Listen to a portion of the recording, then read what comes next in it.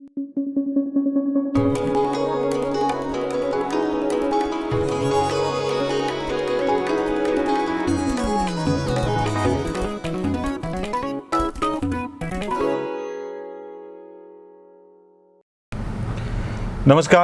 चर्चाचा हा तिसरा भाग आपल्यासमोर आणतो आहोत.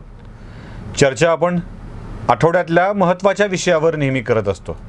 आजच्याही आठवड्यातला एक महत्त्वाचा विषय आहे, कारण त्यावर बरीच मोठी मंडळी लिहिताना आपल्याला दिसत आहेत.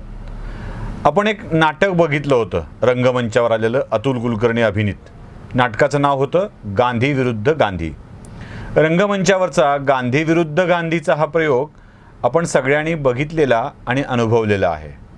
पण राजकारणाच्या रंगमंचावर एक वेगळंच नाटक सध्या सुरू आहे, आणि ते नाटक आहे गांधी विरुद्ध नेहरू. खरं तर राजकारणातलं हे गांधी असणं सुद्धा गांधी विरुद्ध गांधीच आहे. म्हणजे महात्मा गांधी आणि महात्मा गांधीनंतर आता असलेले राजकारणातले गांधी हे देखील दोन टोकच आहेत. पण त्या गांधी नावाच्या विरुद्ध नेहरू नावाचा संघर्ष सुरू आहे. पंडित नेहरूंच्या पश्चात काँग्रेसनं नेहरू सोडून देऊन गांधी हे नाव स्वीकारलं, आणि त्याच नावाभोवती आता काँग्रेस फिरते आहे. पण आता काँग्रेसमध्ये या गांधी बनलेल्या नेहरूंचा आणि मूळ गांधींचा संघर्ष सुरू आहे, असं काही लेखकांचं म्हणणं आहे. आपल्यासोबत या सगळ्या विषयावर चर्चा करणारी श्रीकांतजी आहेतच नेहमीप्रमाणे, आणि त्यांनाही आपण हे काय प्रश्न विचारणार आहोत की हा नेमका संघर्ष काय आहे, आणि याला तुम्ही गांधी विरुद्ध नेहरू असं का म्हणता? नाही, त्याच्यामध्ये निमित्त काय घडलं ते पण मी तुम्हाला सांगतो. काँग्रेस कार्यकारिणीच्या बैठकीमध्ये काही मतभेदाचे सूर उमटले. म्हणजे ह्या चीनचा जो आता सध्याचा विषय चालू आहे, चिघळलेला लडाखमधला, त्याच्यावरती बोलत असताना मोदींवरती वैयक्तिक पातळीवरती टीका करू नये असं RPN सिंग सारख्या नेत्यांचं म्हणणं होतं. आणि राहुल गांधींनी आग्रहानं ते झिडकारलं आणि स्वतःचंच म्हणणं पुढं रेटलं. बाकीच्यांचा विरोध असताना सुद्धा प्रियंका गांधींनी असा मुद्दा समोर आणला की एकटे फक्त राहुलच मोदींच्या विरोधात भूमिका घेतात आणि बाकीचे चूप कसं काय. आणि असा एक त्या निमित्तानं काँग्रेसच्या कार्यकारिणीतला एक विसंवाद समोर आला. दुसरी घटना घडली ती काँग्रेसचे जे प्रवक्ते होते संजय झा, शांतपणे काँग्रेसची बाजू मांडताना त्यांना दूरदर्शनवरती न्यूज चॅनल्सवरती बऱ्याच जणांनी आक्रमकता आणि हे जरा शांतपणे मांडायचे.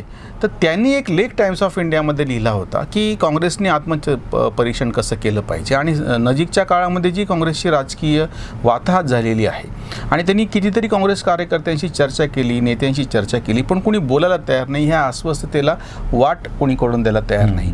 म्हणून त्यांनी निर्णय असा घेतला की आपण स्वतःच लिहूयात, आणि त्याचा परिणाम असा झाला की त्यांना प्रवक्ते पदावरूनच काढून टाकण्यात आलं. आणि तिसरी घटना जी नुकतीच घडलेली आहे बिहारमध्ये विधानसभा निवडणुकीच्या हालचाली सुरू झाल्या, आणि दोन आघाड्या, सत्ताधारी जी आघाडी आहे भाजप आणि जनता दल युनायटेड, आणि त्याच्या विरोधामध्ये राष्ट्रीय जनता दल प्रणित आघाडी, तेजस्वी यादव, कुमार पासवान आणि भाजप अशी जी एक आघाडी, आणि त्याच्या विरोधामध्ये लालून चिरंजीव, तेजस्वी यादव वगैरे बाकी सगळे.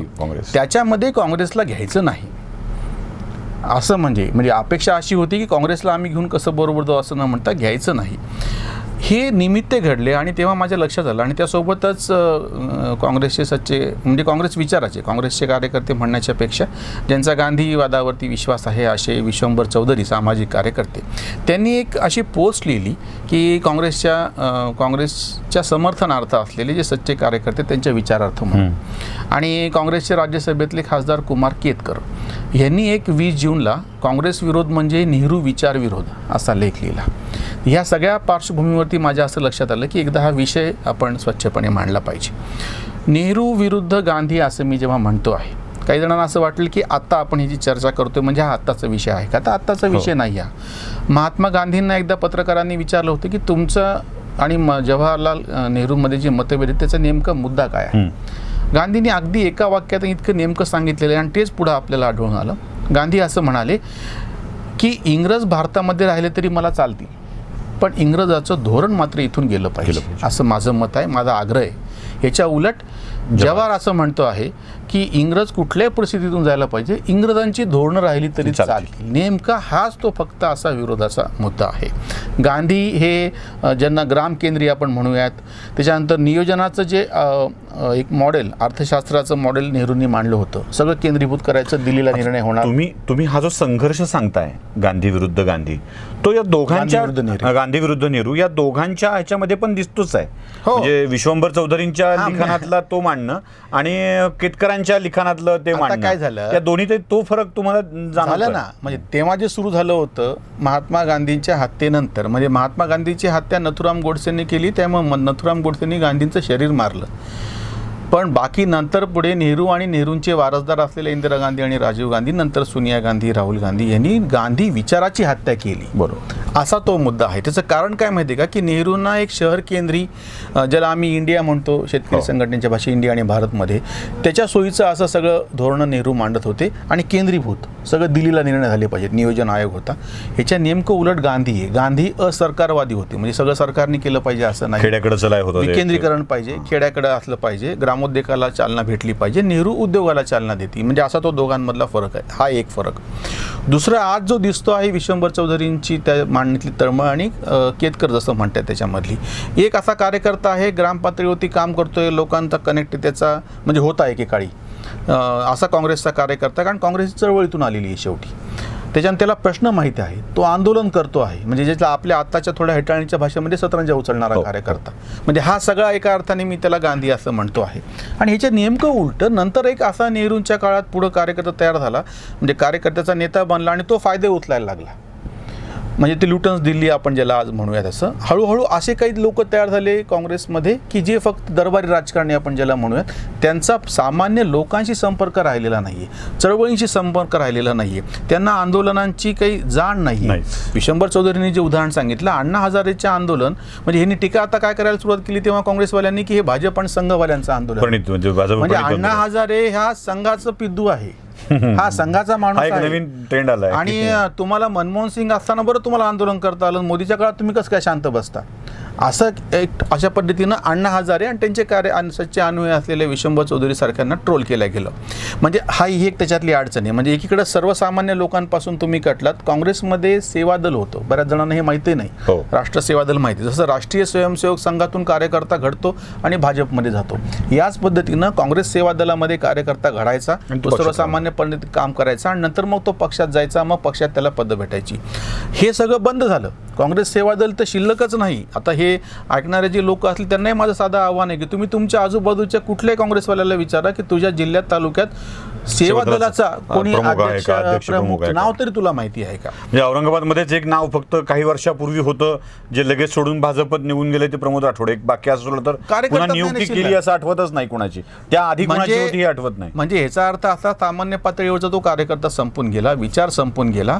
दुसरी अडचण अशी आहे की समजा ठीक आहे की पक्षाचं कसं असतं, त्यांना प्रत्यक्ष सत्ता, कार्यकर्त्याला सुद्धा आपला पक्ष जिंकतो आहे हे जरी दिसत असलं तरी पुरेसं असतं. पण जेव्हा त्यांना दिसतं की पक्ष सातत्यानं हारतो आहे, एक सोडून 2 सार्वत्रिक निवडणुका हरल्या, बाकीच्या निवडणुकांमध्ये पराभव येतो आहे, इतकंच नाही तर पुढं भविष्यात काही शक्यता दिसत नाही. त्याच्यामुळे 2 मध्ये फरक होता. एक तर महात्मा गांधींनी ज्या तळमळीनं काँग्रेस ही चळवळ बनवली, कार्यकर्ता तयार केला, हा एक भाग. दुसरं एक मॉडेल होतं नेहरू आणि नंतर इंदिरा गांधी, तर त्यावर टीका जरी केली तरी ते तुम्हाला जिंकून देणारं मॉडेल होतं असं आपण म्हणूयात. म्हणजे ठीक आहे, त्यांच्यावर टीका करणाऱ्यांनी किती करो, कार्यकर्ते जोडून का राहायचे, तर नेता आपल्याला जिंकून देतोय. आज अडचण अशी झालेली आहे की नेता तुम्हाला जिंकूनही देत नाहीये आणि विचारही शिल्लक नाहीये. म्हणजे इंदिरा गांधीच्या बाबतीतलं एक अफलातून असं उदाहरण आहे की जे सगळे असं म्हणतात ना की आणीबाणीत नंतर निवडणुका आल्या, इंदिरा गांधीचा सुपडा साफ झाला, तेव्हाही इंदिरा गांधींच्या पक्षाला 189 खासदार जागा मिळालेल्या होत्या. म्हणजे 145 जागा निवडून आल्या तरी सोनिया गांधींनी किती मोठा पराक्रम केला आणि मनमोहन सिंगला पंतप्रधान कसं केलं असं म्हणणारे लोक हे विसरतात की ज्याला तुम्ही सुपडा साफ म्हणतात तेव्हाही इंदिरा गांधींना 189 जागा भेटल्या होत्या. आणि तेव्हाचं त्यांचं उदाहरण आहे. म्हणजे अक्षरशः इंदिरा गांधींच्या विरोधकांनी लक्षात ठेवायची गरज नाही, पण समर्थकांनी लक्षात ठेवायला पाहिजे. जनता पक्ष सत्तेवर आल्याच्या नंतर 6 महिन्यामध्ये त्या बिहारमध्ये वेलचीला एक दलितांचं हत्याकांड झालं आणि त्याची कुठेच काही खबर नाही. इंदिरा गांधींच्या एका कार्यकर्त्यांनी त्यांना कळवलं आणि त्यांना असं वाटलं की आपण ह्या गोष्टीची दखल घ्यायला पाहिजे. तेव्हा त्या खासदार पण नव्हत्या, विरोधी पक्ष नेता वगैरे काहीच नाही, इंदिरा गांधींकडे कुठलं पद नव्हतं, जनता पक्षाच्या काळातली गोष्ट आहे. त्या तातडीनं बिहारला गेल्या. त्या गाव पलीकडं मध्ये नदी आहे आणि त्या नदीला पूर आलेला, असे ऑगस्टच्या पुढचे दिवस होते काहीतरी. तर तेव्हा त्या म्हणाल्या की पलीकडे जायचं आहे. तर ते म्हणाले की पूर उसरेपर्यंत जाता येत नाही. पुरात कसं जाता येऊ शकेल? इंदिरा गांधींना विचारल्यावर तो म्हणाला की फक्त हत्ती जातो. मग चालेल म्हणाले, मागवा हत्ती. आता तू कोणी विचार करा, ही परिस्थिती, पूर आलेला आहे, हत्ती घातलाय, त्या हत्तीवर तर हौदान, त्या हौद्यामध्ये इंदिरा गांधी बसलेल्या माऊत फक्त, कोणीच कार्यकर्ता नाही. इतकी धाडस दाखवून त्यांनी त्या हत्याकांडाचे ते जे लोक होते दलित हत्याकांडात त्यांच्यापाशी जाऊन पोहोचल्या. ह्याचा परिणाम असा झाला की जेव्हा ही बातमी बाहेर आली की कोणीच पोहोचलेलं नसताना इंदिरा गांधी पोहोचल्या आणि त्याच्यानंतर मग पुढं मग त्या चिकमंगळूरच्या पोटनिवडणुकीत निवडून पण आल्या, खासदार बनल्या आणि मग पुढचा सगळा इतिहास आहे. आता काय व्हायला लागले, इंदिरा गांधींनी ही घटना केल्याच्या नंतर ती इनकॅश करायला त्यांचा स्वतःचा करिश्मा, तसंच शिवाय काही कार्यकर्ते गावोगाव होते. आता हाच प्रसंग मी तुम्हाला आत्ता सांगतो. राहुल गांधी उठले, प्लॅटफॉर्मवर जाऊन बसले, कारण की ते प्रवासी मजदूर होते. हो, मीडियाने ही बातमी खूप दाखवली. ह्याचं पुढं काहीच झालं नाही. प्रियंका गांधी उठल्या आणि म्हणाल्या की आम्ही बस. उलट आणखी असं झालं की ते प्रवासीच मागवलेले होते, असाही एक तो विषय पुढे आला. ह्याच्यामध्ये दोन गोष्टी असतात. एक विचार असायला पाहिजे, नेत्याकडे सच्चेपणा आणि प्रश्न जाणायला पाहिजे, पण एवढं करून भागत नाही. ह्याला इनकॅश करायला पक्षाची एक संघटना असावी लागते.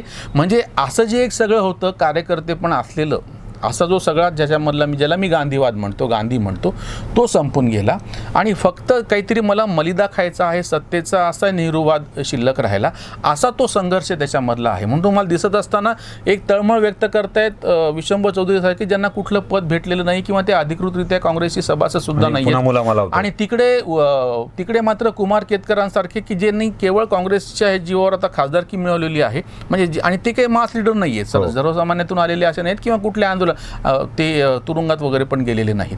असे कार्यकर्ते किंवा असे नेते एकीकडं आणि दुसरीकडे सर्वसामान्य कार्यकर्ते, हा एक भेद निर्माण झालेला आहे काँग्रेसमध्ये आणि हे अतिशय घातक आहे. त्याच्यामुळे आपण हिची चर्चा आपण मागे एकदा ह्याच विषयावर बोललेलो आहोत मागच्या याच्यामध्ये की काँग्रेसपासून ही मंडळी दूर चाललेली आहे, ती या नेहरूइझममुळेच चाललेली आहे. म्हणजे लोकही गेलेत आणि सगळे गेलेत.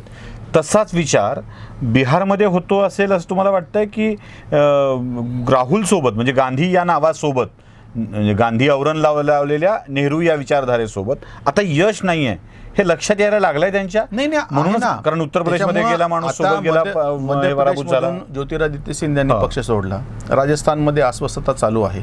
बिहारचं प्रकरण नुकतंच समोर आलेलं आहे.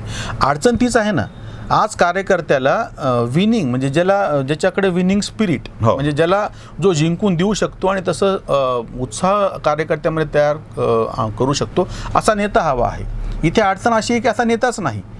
आणि अजूनही म्हणजे म्हणून मी ते मागच्या आत्ताच्या कार्यकारिणीतला उल्लेख असा केला की जेव्हा तुम्हाला तुमचेच पक्षातले लोक काही चांगलं सुचवत आहेत, तुम्ही ऐकायला तयार नाही आहात. आणि अशा वेळी मग काय होतं माहिती आहे का की आपला नेता की जो इररिलेव्हंट, निसंदर्भ ठरताना जेव्हा सर्वसामान्य कार्यकर्ता बघतो आणि मग तेव्हा तो म्हणतो की मग कशासाठी त्याच्यामध्ये राहायचं, मग आपण दुसरा कुठला तरी मार्ग हे करू. सर्वसामान्य कार्यकर्त्याची काही फारशी अपेक्षा नसतेच. त्याला फक्त नेता मोठा असणं आणि आपली विचारधारा पुढे चालवणं एवढंच त्याच्यामध्ये आवश्यक वाटतं. आज दुर्दैवानं ते होताना दिसत नाही. आणि आता इथे नेमकं आपण त्याच्या मुळापाशी जाऊन पोहोचतो. जोपर्यंत हे ज्यांना मी नकली गांधी म्हणतो, एका अर्थाने नकली गांधी म्हणजे यांचा काहीच संबंध नाही चळवळीशी, त्या गांधी विचाराशी किंवा काँग्रेसच्या मूळ विचार. तसा गांधी नावाशी पण काही संबंध नाही, घेतलेलंच आहे. गांधी नावाची नाही, गांधी विचाराशी नाही, कार्यकर्त्यांशी नाही. जोपर्यंत राहुल, सोनिया आणि प्रियंका हे जे सगळा ट्रिपलचा डोस जो काँग्रेसला दिला गेलेला आहे फुकटचा, हा जोपर्यंत दूर होत नाही, आणि हे PV नरसिंहरावच्या काळामध्ये सिद्ध झालेलं होतं. काँग्रेसनी आधुनिक तेव्हाची खुली अर्थव्यवस्था स्वीकारून वेगळी पावलं उचलून दाखवली होती. कुमार केतकर आता त्यांच्या लेखामध्ये याचा उल्लेख करत नाही. आता PV नरसिंहरावची जन्मशताब्दी सुरू झालेली आहे आणि त्याची जाहिरात कोणी दिली? तेलंगणा राष्ट्र समितीचे चंद्रशेखर राव यांनी त्याची जाहिरात दिली. पण काँग्रेस पक्षानं त्याच्या संदर्भात एक, मला वाटतं जुजबी काहीतरी ट्विट फक्त त्याच्यातून करण्यात आलं. कोणीही PV नरसिंहराव पंतप्रधान राहिलेले 6-5 वर्ष पक्षाचे अध्यक्ष राहिलेले, त्याच्या बाबतीत कुठलीही म्हणावी अशी दखल घेतली नाही. म्हणजे कार्यकर्ता म्हणून शिल्लक राहिलेलं नाही, विचार म्हणून नाही. आणि एकानं काँग्रेस घराण्याच्या बाहेर, गांधी घराण्याच्या बाहेर असलेल्या एका माणसाने 5 वर्ष सक्षमपणे देश चालवला आणि वेगळी धोरणं राबवली, त्याची तुम्ही दखल घेत नाहीत. ही खरी त्यांची शोकांती. या सगळ्यामध्ये आपण नरसिंहरावचा संदर्भ काढलेलाच आहे. म्हणून बहुमत नसताना सुद्धा 5 वर्ष सलग स्थिर सरकार चालवण्याचा पराक्रम पहिल्यांदा पी.व्ही. नरसिंहरावांनी केलेला आहे, गांधी नेहरू परिवाराच्या व्यतिरिक्त असलेला. तसं असतानाही नरसिंहरावांना केसरीच्या निमित्ताने, सीताराम केसरीच्या निमित्ताने खड्यासारखं बाजूला फेकल्या गेलं. आजही आपण बघतोय की काँग्रेसला आपला स्वतःचा दुसरा अध्यक्ष, ज्याला गांधी नाव नाही आहे किंवा नेहरू घराशी येण्याशी संबंध नाही आहे, असा अध्यक्ष निवडता आलेला नाही आहे, म्हणजे निवडल्या जात नाही आहे. अशा स्थितीत एक वेगळं नेतृत्व उभं राहू शकेल या गांधी कोटेड शिवाय, नेतृत्व नावाशिवाय? अगदी आराम. आणि ते कोण असू शकतं, कसं असू शकतं? नाही, कुठलाही ज्येष्ठ नेता की ज्याला किमान लोकांमध्ये त्याच्या जाण्याची त्याची तयारी आहे. म्हणजे तो फक्त असा ल्युटियन्स स्टाईल नको की जो फक्त तिथे बसून राहतो आहे, दरबारी नको. तो किमान लोकांपर्यंत पोहोचला पाहिजे. कारण की एक अजूनही गांधी तर असं त्याला गेलेलीच आहे पक्ष, जो काही जायचा तो झालेलाच आहे, त्यामुळे अजून नुकसान काही वेगळं होणं शक्य नाही. अजूनही असं आहे की संपूर्ण देशभर ज्याचं किमान काही ना काहीतरी कार्यकर्त्यांचं संघटनाचं जळ आहे, भले ते जीर्णावस्थेत का असं नसता, काँग्रेसच पक्ष भाजपशिवाय. त्याच्यामुळे त्यांच्यामधून ह्यांना म्हणजे आज सगळ्यात पहिल्यांदा काँग्रेसच्या कार्यकर्त्यांना ही धाडस दाखवावं लागेल, हिंमत करावी लागेल की ह्या पहिले गांधी घराण्याला बाजूला करायचं. हे जे नकली गांधी बसलेले आहेत ह्यांना पहिले बाजूला करायचं आणि एक सक्षम नेता जो किमान फिरू शकेल तो कॅरिस्मॅटिक पाहिजे, अशी आजची गरज नाही. पी.व्ही. नरसिंहराव जेव्हा पंतप्रधान झाले तेव्हा काही फार चमत्कारी व्यक्तिमत्व होतं. अशातला नकली गांधी हा शब्द तुम्ही वारंवार वापरता. नकली गांधी साहेब नाही, त्यांचं एक तर गांधी आडनाव त्यांनी उसनं घेतलेलं आहे, गांधीचा विचार माहिती नाही आणि ते कुठल्याच अर्थानं देशाशी तसे म्हणजे निष्ठावान म्हणावत असे नाही. त्यामुळे त्यांना मी नकली गांधी म्हणतो. देशाची निष्ठावान नाही असंही म्हणतात. त्याचं आरोप आहे ना, कारण की तुम्ही जेव्हा चीनची तुम्ही हे केलेलं आहे, राहुल गांधींची जी स्वतःची नागरिकता आहे ती कशी इटलीच्या ह्याच्यातली आहे. सुब्रमण्यम स्वामी ते आरोप करतायत, जे पी नड्डांनी आरोप केलेले आहेत, आरोप करत आहेत आणि त्या याच्याबद्दल त्यांनी कुठले खुलासे अधिकृतरित्या केलेले नाही आहेत. त्याच्यामुळे त्याच्यावरती शंका येते. आणि आजही वारंवार राहुल गांधी पळतात ना परदेशात. कुठली गंभीर समस्या असेल, निकाल लागलेले आहेत, पक्ष पराभूत हो जिंको, हे काही दिवसात गायब होतात. हे म्हणजे कुठल्याही एका मोठ्या पक्षाच्या नेतृत्वाला हे बेजबाबदारपणाचं लक्षण झालं ना, की तुमची जबाबदारी असते की पराभवासुद्धा तुम्ही त्या तुमच्या लोकांच्या पाठीशी उभं राहिलं पाहिजे, तर तुम्हाला ते कार्यकर्ते पण आपल्याचं मानतील. त्यामुळे आज काँग्रेसचं पुनरुज्जीवन होणं सहज शक्य आहे. दोनच पर्याय आता आहेत. एक तर काँग्रेसमधून हे नकली गांधी बाजूला झाले तर एक वेगळं नेतृत्व समोर येईल, कोणी नाव असू शकेल ते, त्याच्यासाठी काय आपण आजच सांगू शकतो असं नाही. आणि त्याच्यामागं एक विशिष्ट म्हणजे लोकांचा एक प्रतिसाद त्याला राहील. दुसरा पर्याय असा आहे की मग ही पूर्णपणे काँग्रेसच बाजूला जाईल. तुम्ही जर हे बदलणार नसाल तर काँग्रेसला पूर्णपणे लोक अडगळीत टाकतील. आणि दुसरा पर्याय काळानुसार समोर येऊ शकेल. पण विशंभर चौधरींच्या ह्याच्यामुळे मला असं प्रामाणिकपणे वाटलं की जो असा एक कार्यकर्ता आहे की ज्याला तो विचार, म्हणून त्याला गांधी आपण म्हणतो, गांधीने आणलेला जो विचार होता, मग खरं तर गंमत म्हणजे एका अर्थाने तो मोदी वापर करायला लागले, आत्मनिर्भर म्हणायला लागले, स्वदेशी म्हणायला, त्याची तुम्ही टिंगल करायला सरकारचे करायला लागले तुम्ही, made in India, make in India, असे सगळे जे सगळं सुरू झालेलं आहे. किंवा आता कोरोनाच्या पार्श्वभूमीवरती परत एकदा ग्राम केंद्री, खादीला पुन्हा प्रोत्साहन दिले, खादीला ब्रँड म्हणजे तशा अर्थाने म्हणतो म्हणजे ती एक त्याची मार्केटिंग करायची स्टाईल त्यांनीच उचलली असं म्हणायचं पाळी आहे. पण ते स्वतः काँग्रेसवाल्यांच्या लक्षात येत नाहीये. त्याच्यामुळे विशंभर चौधरींचा तो पण एक रोख असणार आहे की असा जो एक मूळ विचाराचा धागा आहे, जो देशी आहे, भारतीय बनावटीचा आहे. खादी म्हणजे एक नुसतं वस्त्र नका समजू, विचाराचा धागा आहे. तुमच्या परंपरेचा एक फार मोठा धागा आहे की जो काँग्रेसचा आत्मा होता. आणि आताचे हे नकली गांधी तो नेमका विसरलेले आहेत. गांधींनी कुटीर निर्माण करून जनसेवेचा वसा स्वीकारला आणि तोच वारसा रूपानं काँग्रेस पक्षाकडे दिला. पण या कुटीरचा आता दरबार झालाय आणि दरबारातल्या गांधींनी गांधींचं नाव वापरून नेहरूत्व पुढे करायला सुरुवात केलेली आहे. खरं तर खादी खेड्याकडे चला म्हणण्यासाठी होती, पण ही गांधींची खादी अंगावर घालून शहराचा विकास करणारे नेहरू काँग्रेस पक्षात निर्माण झालेत. गावाकडे चला म्हणताना गावातल्या माणसांशी असलेला थेट संपर्क कायम राहावा असं अपेक्षित होतं, पण तो तळागाळातल्या कार्यकर्त्यांचा संपर्क तोडून खुशमस्कऱ्यांच्या जमावात काँग्रेसचं नेतृत्व वावरू लागलं. आणि हाच खरा गांधी विरुद्ध नेहरू असा संघर्ष आहे. भांडवलदारांचा सर्वोदयवाद विसरून भांडवलदारांचा उत्कर्ष करण्यासाठी हा पक्ष धडपडू लागला आणि इथे या पक्षाच्या ऱ्हासाला सुरुवात झाली. आता हा पक्ष अपयशाच्या एका टोकावर आलेला आहे आता अजून काय नुकसान व्हायचं बाकी राहिलं आहे अशा स्थितीमध्ये आलेलं आहे.